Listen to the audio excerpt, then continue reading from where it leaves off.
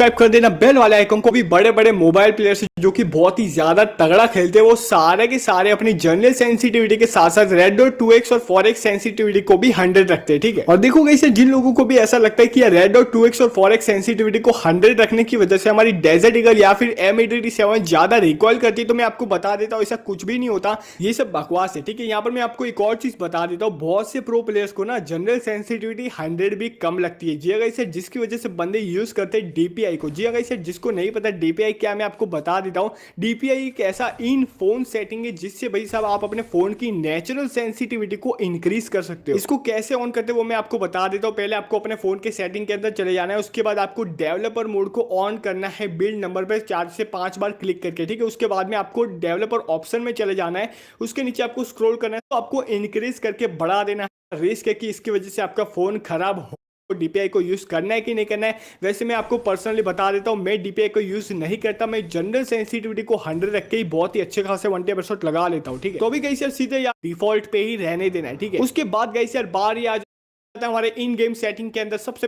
ऊपर है कि आपको डीपीआई को यूज करना है कि नहीं करना है। वैसे मैं आपको पर्सनली बता देता हूं, मैं डीपीआई को यूज नहीं करता, मैं जनरल सेंसिटिविटी को 100 रख के ही बहुत ही अच्छे खासे 1% लगा लेता हूं, ठीक है। तो अभी कैसे सीधे आ जाता है हमारे इन गेम सेटिंग के अंदर। सबसे पहले मैं आपको बता देता हूं कंट्रोल्स में एम प्रिसिशन के बारे में। तो देखो यार, आपको ज्यादा सांड पट्टी नहीं करनी है, फुल कंट्रोल या फिर प्रिसिशन को बिल्कुल भी नहीं करना है, आपको डिफॉल्ट पे ही रहने देना है, ठीक है। उसके बाद गाइस यार बारी आ जाती है हमारे लेफ्ट फायर बटन की। तो देखो मैं आपको बता देता हूं, लेफ्ट फायर बटन को आपको ऑलवेज पे ही रखना है। जी गाइस यार, आपको स्कोप ओनली पे बिल्कुल भी नहीं रखना है, ऑलवेज पे रखने से आपके कस्टम एचयूडी के अंदर एक और फायर बटन ऐड हो जाएगा और हमारे मेन फायर बटन का एक लौता भाई भी आ जाएगा, जिसकी वजह से हम दो फायर बटन को मिला के एकदम धमाल मचा सकते हैं, यानी कि 360 डिग्री ग्लोअल एकदम बिजली की रफ्तार से डाल सकते हैं। बेसिकली आपको लेफ्ट फायर बटन को ऑलवेज पे ही सिलेक्ट करके रखना है। उसके बाद गाइस यार बारी आ जाती है हमारे क्विक वेपन स्विच बटन की। तो देखो मैं आपको बता देता हूं, अगर आप 3 फिंगर या फिर 4 फिंगर प्लेयर हो तभी आप क्विक वेपन स्विच बटन को ऑन रख के खेल सकते हो, यानी कि अगर आप 2 फिंगर प्लेयर हो, जो कि ज्यादातर बंदे होते हैं, तो आपको क्विक वेपन स्विच बटन को ऑफ ही रहने देना, ठीक है।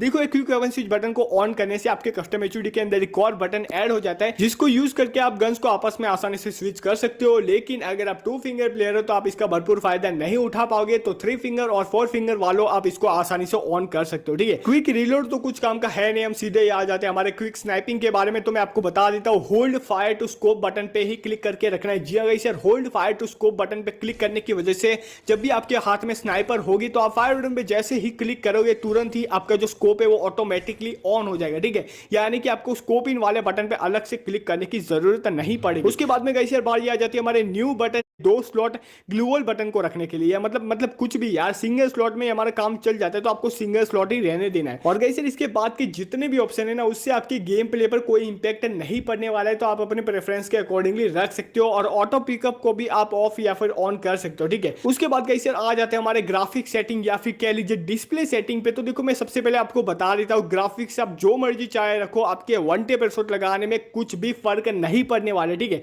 और ग्राफिक्स में आपको अपने डिवाइस के अकॉर्डिंगली बता देता हूं, अगर आपके पास 1 GB रैम वाला डिवाइस है तो आपको ग्राफिक्स स्मूथ कर देना है, और जो हाई एफपीएस वाला जो ऑप्शन दिखाई दे रहा है उसको नॉर्मल पे क्लिक कर देना है, ठीक है। उसके बाद गाइस अगर आपके पास 2 GB या फिर 3 GB रैम वाला डिवाइस है तो आपको ग्राफिक्स को स्टैंडर्ड कर देना है, और जो हाई एफपीएस वाला है ना उसको हाई पे सिलेक्ट कर देना है, ठीक है। देखो गाइस एफपीएस का फुल फॉर्म है फ्रेम पर सेकंड। इसको हाई करने की वजह से जो आपका गेम है ना भाई साहब बैटरी स्मूथ चलेगा, ठीक है। तो इसको हाई कर देना है। और अगर गाइस यार आपके पास 4 GB रैम वाला डिवाइस है तो आपको ग्राफिक्स को अल्ट्रा पे सिलेक्ट कर देना है। उसके बाद अगेन आपको हाई एफपीएस को हाई पे सिलेक्ट कर देना है, ठीक है। तो बेसिकली गाइस डिस्प्ले सेटिंग की वजह से आपका गेम है ना बहुत ही ज्यादा स्मूथ चलेगा, और जो आगे मैंने आपको सेटिंग बताई जिससे आपके 1% बहुत ही ज्यादा आसानी से लगेगा, ठीक है। तो बस गाइस यही था हमारा वीडियो। वीडियो को लाइक कर दो, अगर